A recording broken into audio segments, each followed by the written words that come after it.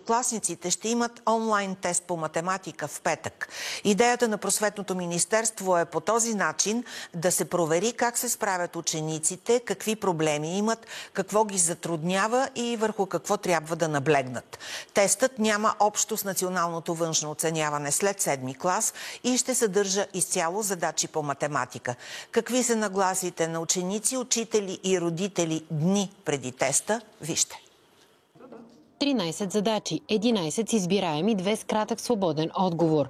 Тест изцяло онлайн, който ще свери часовника и на учители, и на ученици. Най-трудно понякога са ми уравненията, с дробите се справям добре. Теста в петък според мен е хубаво, че ще го направя, защото ще тестваме нашите знания и умения по математика на национално ниво, а не само в нашето училище. Не усещам някакво голямо напрежение. Ние подготвяме с начален преговор учениците, така че те мислят, че не го приемат със страх, просто леко се притесняват като нормално на изпитване. Това, което бих апелирала и като родител, и като професионалист в областта работещ деца, е максимално да сме спокойни като родители и да оставим децата в петък спокойно да отидат на това външно оценяване, както и на всеки друг изпит. Искам да заявя, че не целим учениците да имат слаби оценки, категорично не.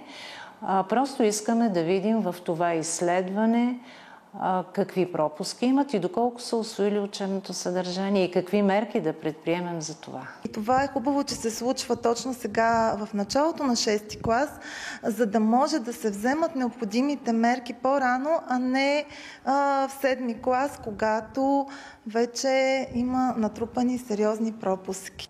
По желание на учениците и по преценка на учителите, оценките могат да бъдат вписвани. От анализа на национално ниво ще можем да преценим какво от учебните програми е натоварило учениците, какво от съдържанието е по-тежко. Подобно национално изследване имаше и миналата година, но за деветокласниците.